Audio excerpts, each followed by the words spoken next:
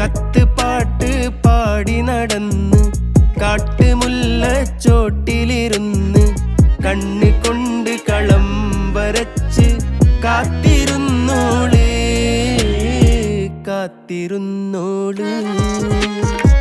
കത്ത് പാട്ട് പാടി നടന്ന് കാട്ടുമുല്ലച്ചോട്ടിലിരുന്ന് കണ്ണ് കൊണ്ട് കളം വരച്ച് കാത്തിരുന്നോള് കാത്തിരുന്നു.